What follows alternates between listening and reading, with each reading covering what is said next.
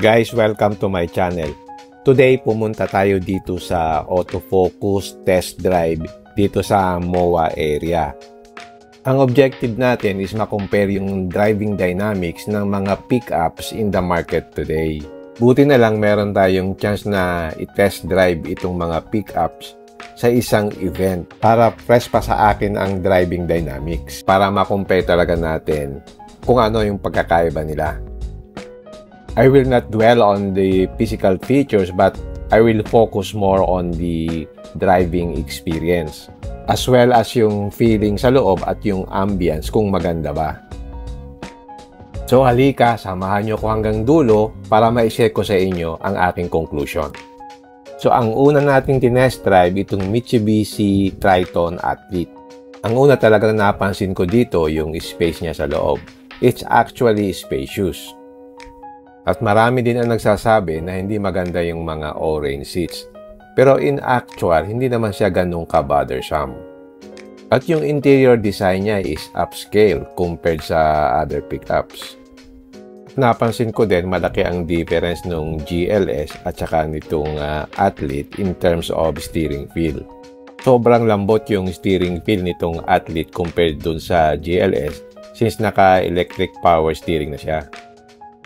Okay, labas natin para matest natin yung power niya. Ang engine itong Athlete is yung bi-turbo na 4N16 as against dun sa GLS na single turbo lang.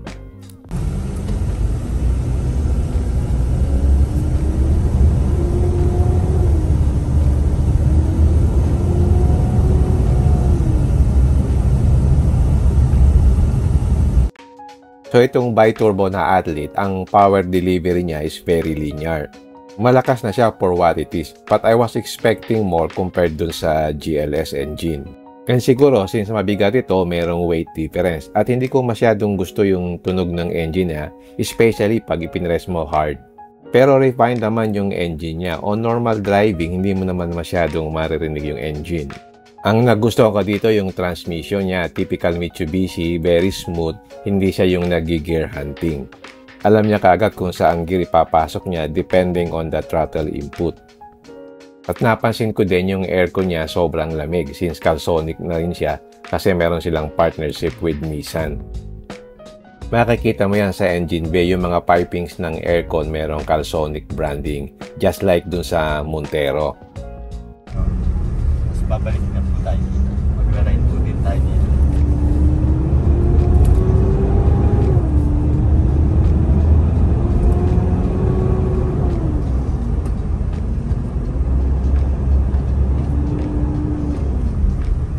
Pagdating naman sa braking, yung brake feel niya is actually good. Maganda yung progression niya. So hindi siya sensitive gaya ng ibang brake system ng ibang cars. So, madali siyang timplahin. So, hindi ka masyadong mag-a-adjust. Maganda yung ride niya. Hindi na katulad yan, sir, na na yung lumang Strada. Pagdating sa suspension, I was actually very surprised. Very comfortable yung ride niya. Actually, depende rin sa tire pressure. Hindi ko na na-check. Pero for most of the ride, very comfortable yung ride niya. At maganda rin yung stability niya when it comes to uneven roads and imperfections. Pagdating sa NVH, average lang siya. So, medyo tahimik siya. So, hindi ka mababother pagdating sa mga long rides.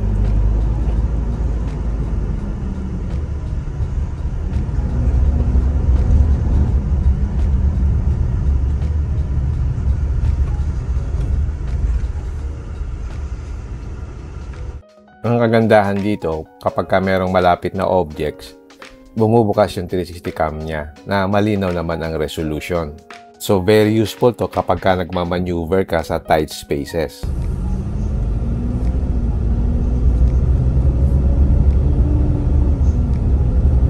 Ang nagustuhan ko dito, yung aircon niya sa likod o yung blower niya. Ang sabi ng iba, hindi daw ito maganda. For me, it's a good system. Hindi mo manonotice na blower lang siya since maliit lang yung cabin, so malamig din yung air na lumalabas dito. Ang maganda dito, na-adjust mo yung fan speed niya, which is good. Unlike kung nakalagay yung aircon dito sa may center console na in reality is mahina siya. Pagdating naman sa visibility, maganda siya since boxy yung design niya. At malaki yung mga windows niya, kaya nami-minimize yung blind spot. At the same time, malaki din yung side mirror niya. Okay, let's summarize. Itong Triton Athlete is a huge step up from its previous model na Strada. When it comes to power, refinement, and ride quality, night and day ang difference niya dun sa previous Strada. So you can really feel na bagong model siya at mas upscale siya than its competitors in its segment. Pero parang na-disappoint lang ako sa power delivery niya. Parang hindi ko masyadong nakita yung difference doon sa GLS na single turbo. Pero mind you, hindi nga lang night and day ang difference in terms of power delivery. Malaking factor talaga yung weight difference since 4x4 ito as against yung lower variant na 4x2. Pero other than that, lahat ng aspects niya are actually good. From the suspension, braking, and VH, at saka yung ambience niya sa loob. At ang nagustuhan ko dito yung riding comfort niya. Comparable siya dun sa Ranger Wildtrak. Considering its high loading capacity, overall, my overall experience with the Athlete is very good. Okay, let's move on to the Isuzu D-Max. Ito yung top of the line nila na 4x4 na LSE. So, let's see how this performs. Okay, pagdating sa interior na, it's actually conservative but upscale at the same time. I was actually impressed with the materials used sa dashboard niya at sa mga seats niya. It's very different from the Isuzu na we have known. Ang nagpapa-outdated lang nito is yung quality ng screen niya as well as yung quality ng instrument cluster niya. Pero other than that, it feels really solid. Okay, try nating i-drive. Ang pinaka-noticeable talaga dito yung kanyang mabigat na steering. Since hindi pa siya naka-electric power steering. For some, okay lang yung heavy steering. But for me, during long drives and a lot of maneuvering, medyo nakakapagod to. In the segment, yung Triton Athlete lang at saka yung Wildtrak ang naka-electric power steering. In the future, siguro mag-a-upgrade din tong mga ito. Speaking of upgrades, ito nga palang D-Max magkakaroon ng facelift. So, magkakaroon ng improvement sa ibang mga aspects. So, abangan nyo. Kapag may mga na-detect na object, talagang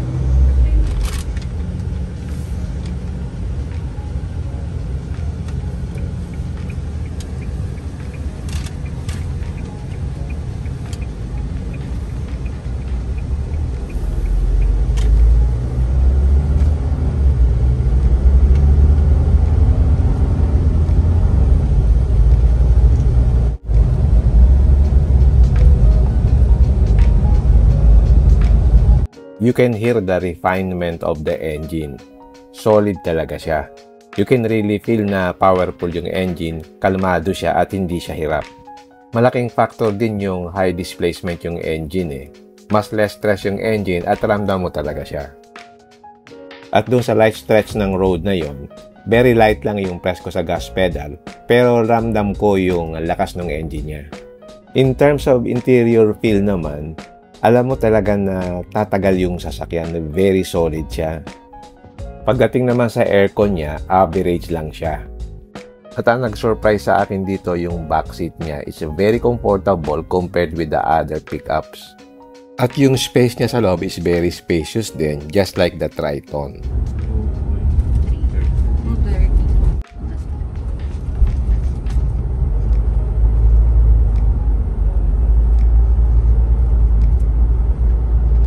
Pagdating naman sa transmission niya, maganda rin. Hindi siya nag-gear hunt.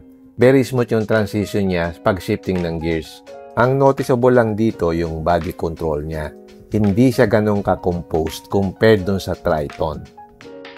At medyo ramdam mo yung body roll, especially sa mga corners. And of course, mabigat talaga yung kanyang steering feel. At pagdating sa suspension niya, comfortable naman siya, hindi siya matagtag. Yun nga lang, pagdating sa body control, medyo ramdam mo yung movement ng sasakyan pag dumadaan sa uneven surfaces. But other than that, solid naman yung ride niya. Yung manibela.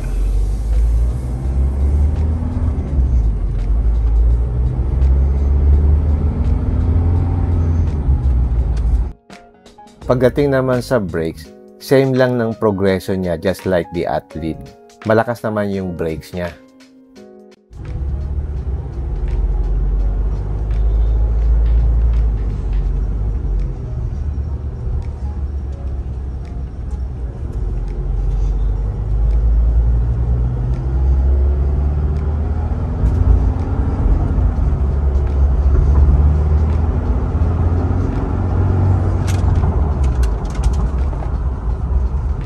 Kita naman sa video, ang ganda ng performance ng engine niya. Similar din siya dun sa BT50 kasi pareho naman sila ng engine. Ano talaga siya eh? Counting apak lang, ramdam mo na malakas yung engine. Especially pag nag-kick in na yung turbo, ramdam na ramdam mo. Pagdating naman sa NVH, average lang siya. Tahimik naman siya sa loob so hindi mo masyadong ramdam yung ingay sa labas. Okay, let's summarize. My experience with this Isuzu D-Max is actually surprising. It's actually very good kasi Isuzu is not known for refinement. Napaka-komportable niya sa package at saka tahimik. Ang hindi ko lang masyadong gusto, yung steering niya medyo on the heavy side. But other than that, yung handling niya, yung suspension niya is manageable naman. It's not the best pero maganda na siya for what it is. Okay, tapos na tayo sa Isuzu D-Max. Let's move naman dito sa Ranger Wildtrak. Pagdating naman sa interior vibe, ito yung pinaka-modern, especially yung quality ng screens niya doon sa loob. At pagdating naman sa materials used in the interior, it's comparable with the other pickups. At ang noticeable dito yung kanyang light steering, which is really unmatched in this segment. Ang pinakamalapit na steering feel dito yung sa Triton Athlete. Pero iba-iba naman yung preference ng customer. Yung iba gusto ng heft, yung iba naman gusto light steering. Yeah. Sa plus pa sa suspension, Fox suspension. Pero ito naka-lip spring, no? Lip spring. Yes, sir, rear lip spring. Lip spring. Okay. Yung Raptor, coil spring siya all four.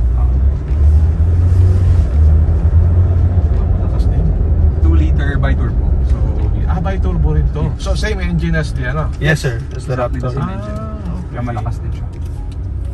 So, mas magaan ito ay super. Located, yung located.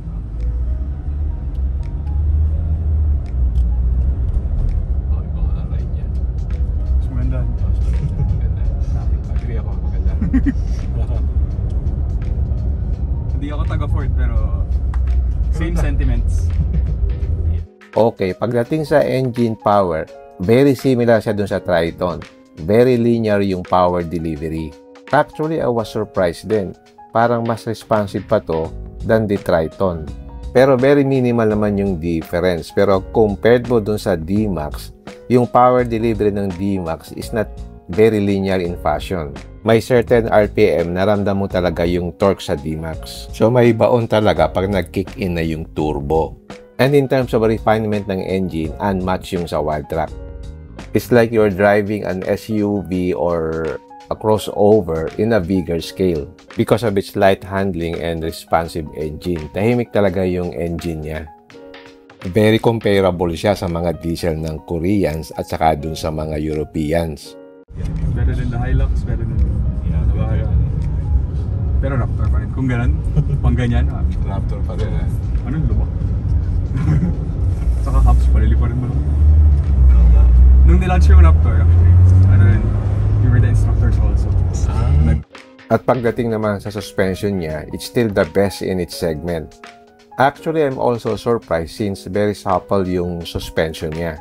Just like the Raptor, akala ko malaki yung difference niya in terms of ride quality. Mararamdaman mo lang talaga yung difference kapag yung Raptor napadaan dun sa malalim na lubak. Pero for the most part, very comfortable talaga ang suspension ni Wildtrak. Parang at par lang siya with the Triton. Although may edge lang ng kaunti itong Wildtrak kasi maganda yung body control niya. Okay, so my overall experience dito sa Wildtrak is very good. Strong point niya is yung car-like handling niya at saka yung overall refinement. Okay, move naman tayo sa next pickup which is the Toyota Hilux GRS. Sabi nila sa lahat ng Hilux model, itong pinaka-comfortable since naka monotube KYB shocks na siya. Okay, let's see sa ating test drive kung totoo nga yun at how it performs on the road. Okay, pagdating sa interior vibe and feeling, siya ang may pinaka-sporty na feeling. And also, ang ganda rin ang clarity ng screen niya, especially yung infotainment screen niya. But yung interior, mostly hard plastic talaga, especially yung dashboard at saka yung sidings. Okay, start na natin yung test drive. Ang una kong napansin dito, just like the D-Max, may heft talaga yung steering niya. Medyo mabigat talaga siya pagka minamaneuver mo, especially sa tight spaces, pero solid naman yung feel niya. And also, ang isa ko pang napansin dito is ramdam ko talaga yung daan kahit nandito pa lang tayo sa parking area ng MOA. I don't know if sa tire pressure lang, pero as of now, matagtag talaga siya.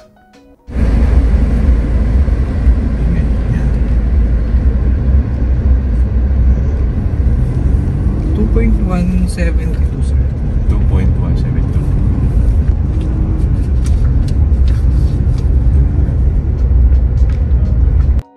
So, try muna natin i-test dito sa track na ginawa nila para matest natin yung handling at saka yung power niya. Anyway, pagdating sa interior niya, siya yung may pinaka-cramp na feeling dito sa loob. At very prominent talaga yung mga plastics na ginamit dito. Pero yung seats niya is actually comfortable kasi mostly naka-suede material siya. Kahit yung sa back seat niya, surprisingly comfortable yung upuan. Kahit na medyo upright yung position. Okay, itest na natin.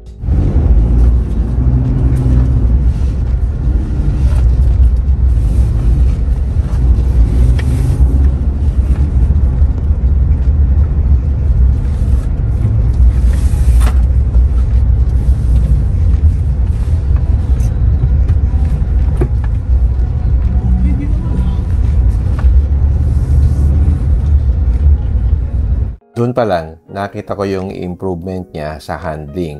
Maganda siyang i-drive through the corners. So may improvement nga in terms of handling compared dun sa Conquest. It gives you more confidence to tackle high-speed corners efficiently. So yung wider track niya combined with the KYB suspension makes a huge difference nga. Kasi yung Conquest at Fortuner, matagtag sila at walang body control. Pero dito sa GR Sport, mas maganda yung handling. Okay, try natin i-test drive doon sa labas para ma-feel natin yung on-road feel niya.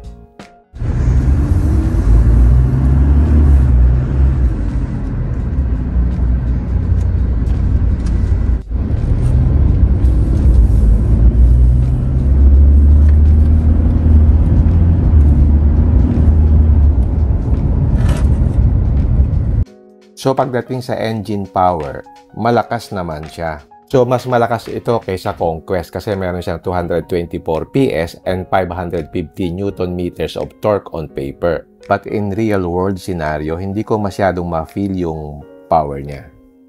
I was expecting more since siya yung class leading on paper.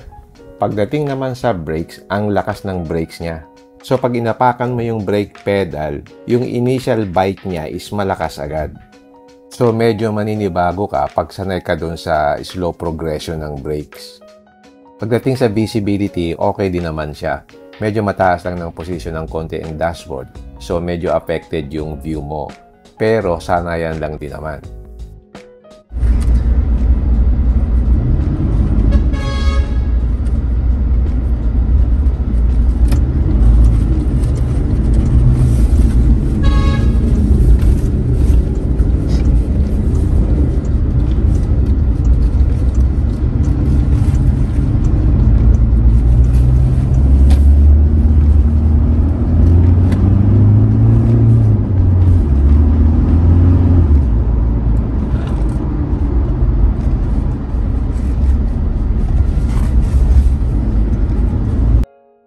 Okay, yung power delivery niya is very similar dun sa D-Max. Na kapag nag-kick in na yung turbo, malakas na siya. May konting delay sa umpisa, pero once na umarangkada na siya, malakas na siya. Yun nga, I was expecting more pagdating sa ride quality niya. Pero sabi ng iba, maganda yung ride nitong GRS. I don't know if sa tire pressure niya. Pero kahit na matigas yung gulong mo, usually mararamdaman mo naman kung matagtag talaga ang suspension ng isang sasakyan. Dito ramdam mo talaga yung daan at medyo choppy ang ride, especially dun sa rear portion. Hindi siya katulad nung Triton at saka nung Wildtrak na hindi mo ramdam na leaf spring yung likod. So if you compare it with the Conquest, malaki na rin yung improvement niya kasi yung Conquest sobrang tagtag nun. Dito, medyo manageable na. Parts, yan. Talaga naman.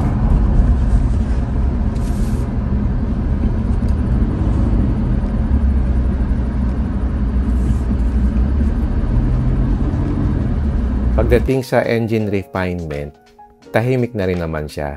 Similar dun sa D-Max. Pero pag pinress mo yung gas pedal, noticeable yung engine roar niya as against dun sa D-Max na medyo tahimik. Yung Hilux G, hindi siya ganito eh. Oh. Yung G na isang version niya. Ano pagkakaiba nun? Mas powerful to sir sa compare sa ano. Itong gear shifter niya, medyo nahihirapan akong i-operate. Pero sana yan lang. It reminds me of old Toyotas na naka-gated shifter pa rin. Tinry ko rin yung manual mode using paddle shifter. Napansin ko lang, hindi siya nag-upshift at downshift automatically kapag mababa na yung RPM. Unlike other transmissions. So from standstill, pwede siyang umarangkada from 4th gear and 5th gear, which is quite odd. So parang manual talaga siyang i-operate.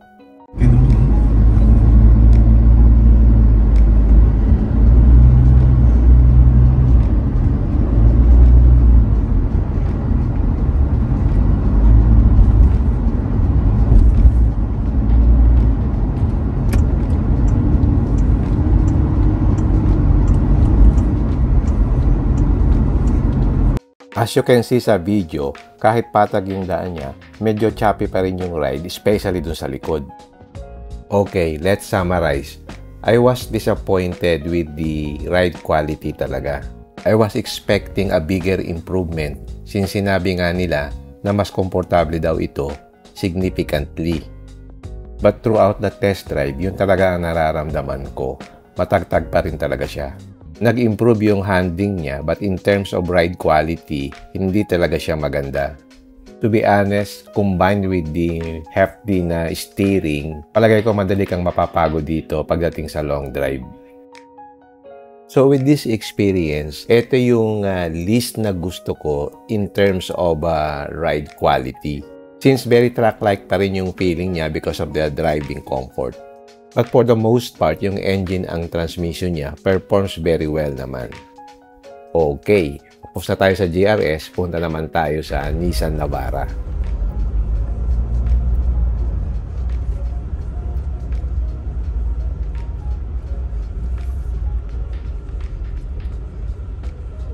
Initially, na-notice ko yung ride comfort niya.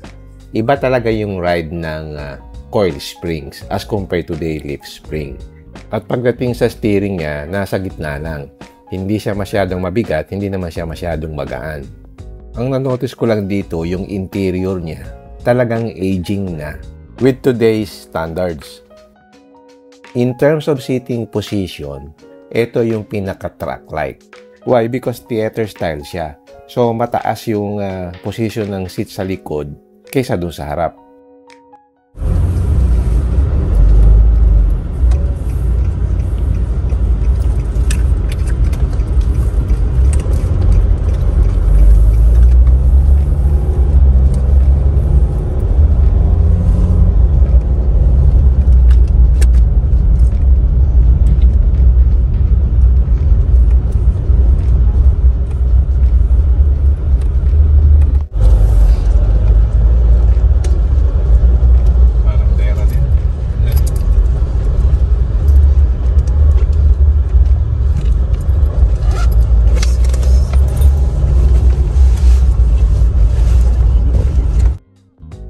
From the get-go, siya yung may pinaka-clunky na engine.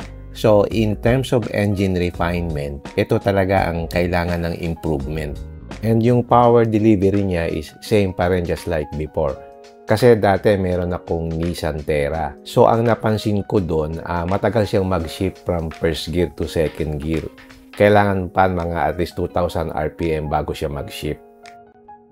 So ang result, mas tumataas yung fuel consumption. Anyway, in terms of aircon naman, ito yung pinakamaganda. Ang lamig niya. Talagang kumikirot yung lamig. So malaking advantage yun, especially dito sa atin na ang init kapag summer.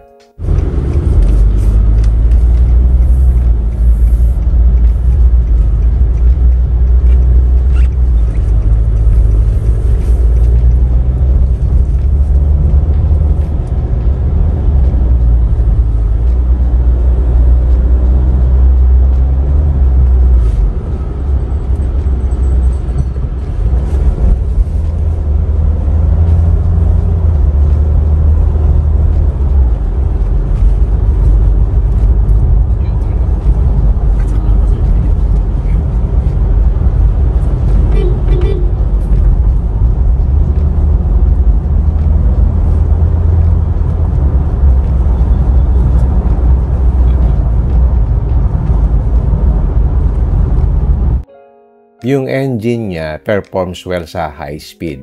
Pero sa mga crawling na traffic, medyo may delay siya. Pero sa highway, ang sarap niyang gamitin. Very smooth at saka very torquey yung engine.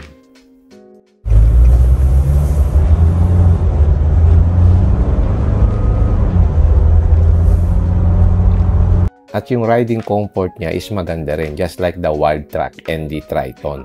Body control is also great, hindi siya nagiging unsettled kapag nalulubak. And VH can be improved, but komportable naman siya. Napansin ko lang dito maganda yung visibility kasi malalaki yung glass windows at saka mababa yung dashboard niya. Brakes could also be improved kasi medyo spongy, nasa dulo yung kagat niya. Okay, let's summarize ang impression natin dito sa Nissan Navara. In my experience, yung ride quality niya at overall performance is on the average side. And it performs well naman in different aspects except dun sa transmission niya na kailangan talagang ng improvement. But other than that, comfortable siya na truck. Okay, tapos na nating i-test drive yung mga pickup trucks dito sa segment. Meron ding Chinese na pickup pero hindi ko na siya in-include. Kasi in my feeling, itong mga pickup trucks na nireview natin ang talagang favorite ng mga Filipino buyers. Okay, let's rank each pickup kung alin talaga yung may pinakamagandang driving dynamics based on my test drive. So ang nasa pinaka-bottom yung Hilux GRS. Ayoko ding nasa baba siya since gusto ko rin yung appeal at forma ng GRS. I can't deny na hindi pa rin talaga okay yung riding comfort niya. Ramdam pa rin talaga yung pagka-choppy ng ride niya, especially dun sa likod. What more kung idaan ito dun sa C5 and other bad roads dito sa Philippines. At ang good side naman niya is malakas yung engine niya at maganda yung handling niya. In fourth place is the Nissan Navara. Medyo nahirapan ako between the D-Max and the Nissan Navara. Yun nga, ang problem with the Navara yung kanyang clunky na engine and transmission, especially at low speed. But in terms of ride quality, okay siya. And yung handling niya is also good. So on top of the Navara, in third place is the Isuzu D-Max. I was actually surprised with the performance of the D-Max. It's actually far from what we expect from Isuzu vehicles. Ang pinaka nagustuhan ko sa kanya yung engine niya. It's powerful and refined. At feel mo talaga na durable siya. Pagdating sa suspension, it's on the average side. Kahit na mabigat yung steering niya, it's manageable. Okay, on top of the D-Max, in second place is the Mitsubishi Athlete. Ramdam mo na bago talaga siya. So, comparing it with the other pickups, siya yung medyo parang walang masyadong negative. Lahat ng aspects niya is on the average side. Linear power delivery, good suspension, good handling, light steering. And then on top of the Triton is the Ranger Wildtrak. It's undeniable that horse refinement is its strongest point. Of all the pickups that I have tested, ito lang yung parang car-like na yung driving feel niya. It has a refined engine, linear power delivery, super light steering, and comfortable suspension. It has also the best NVH in the segment, or the best noise suppression. This is what I felt during the test drives of the different pickups in the market. Si Ford talaga ang pinaka-comfortable at pinaka-refined. And we can blame people who buys Ford since very comfortable siya, as proven during this test drive. So I created this video for reference for people who values driving feel and driving dynamics, and wants to invest their money in something that is enjoyable to drive and wants a better experience on on-road refinements. So I do believe that the Triton and the Wildtrak are the best in the segment right now. They both have the more upscale feeling and has the better performance when it comes to their engine, transmission, and ride comfort on road. So it's still a matter of choice whether you will choose brand equity over driving feel and driving performance. Okay, hanggang dito na lang. I hope nagkaroon kayo ng idea about these pickup trucks. Alright, if you like this video, don't forget to like, share, and subscribe. Until next time, see you again my next vlog. Bye!